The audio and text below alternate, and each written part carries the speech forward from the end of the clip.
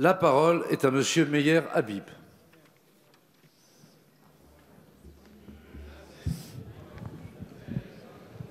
Merci, Monsieur le Président. Madame la garde des Sceaux, le Président de la République dévoile aujourd'hui le premier volet de sa stratégie contre le séparatisme islamiste. Il était temps, il y a urgence absolue.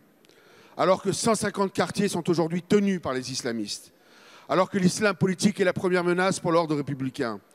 Il y a aussi évidemment les djihadistes revenant des zones de combat. Mais la première préoccupation, ce sont ces centaines d'islamistes qui sortiront de prison dans les années à venir. À l'heure où je parle, 530 islamistes sont incarcérés en France, auxquels il faut ajouter 900 radicalisés. Je rappelle qu'à Londres, le 29 novembre, plus de février, les terroristes venaient d'être libérés après des réductions de peine. Madame la ministre, ces hommes sont des bombes à retardement. Ils ont déclaré une guerre totale à notre pays.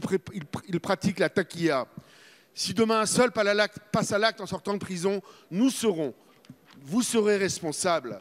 Le procureur national antiterroriste, comme la DGSI, exprime une profonde inquiétude. Dans un état de droit, ils seront un jour libérés et c'est tout à fait normal. Alors que faire ? Le bracelet électronique ne suffit pas. Mettre un policier derrière chacun, c'est absolument impossible. Le risque zéro n'existera jamais, nous sommes d'accord. Mais il faut durcir la loi. Je propose 1. L'expulsion immédiate des islamistes étrangers condamnés. 2. La déchéance de nationalité pour les binationaux. 3. La suppression des libérations anticipées, comme le prévoit en urgence Boris Johnson. Au cas par cas, l'extension de la rétention de sûreté et la rétention administrative, comme le pratiquent avec succès les Israéliens. La Constitution, me direz-vous, s'il le faut, révisons-la. Quand la vie de nos compatriotes est en jeu, un seul principe, la précaution. Madame la ministre, allez-vous mettre en œuvre ces mesures ?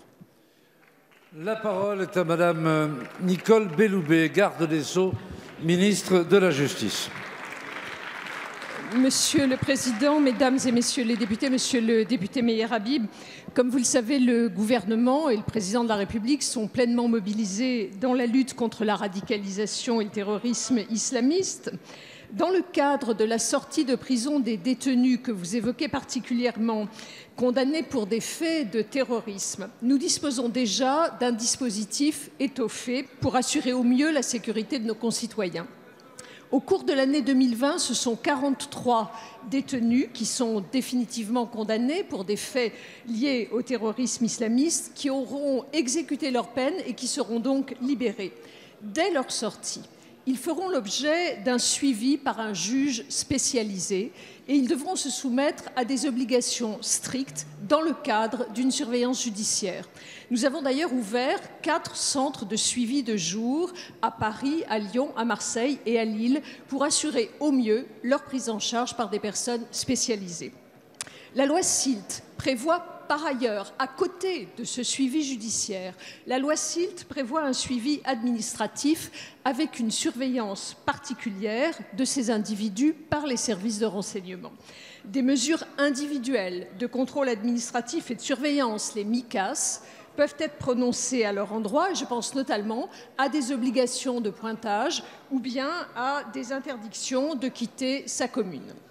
À défaut de respecter strictement ce double suivi judiciaire et administratif, les personnes concernées risquent un retour en prison. Par ailleurs, les dispositions relatives à la rétention de sûreté que vous avez évoquées dans votre propos, qui prévoient de ne pas libérer certains condamnés en raison de leur dangerosité, sont d'ores et déjà applicables aux faits les plus graves en matière terroriste, et notamment les assassinats. Je comprends parfaitement l'exigence qui est la vôtre et que nous partageons, mais il faut être conscient qu'un nouvel instrument juridique ne pourrait pas s'appliquer aux détenus qui sortiront de prison. Monsieur le député. J'écoute. Merci, Monsieur le Président. Madame la ministre, j'écoutais avec attention, mais le doute ne peut pas profiter aux terroristes. 270 Français ont été tués à cause de l'islamisme. Notre seule préoccupation, ça doit être les Français. Je vous remercie. Merci, Monsieur le député.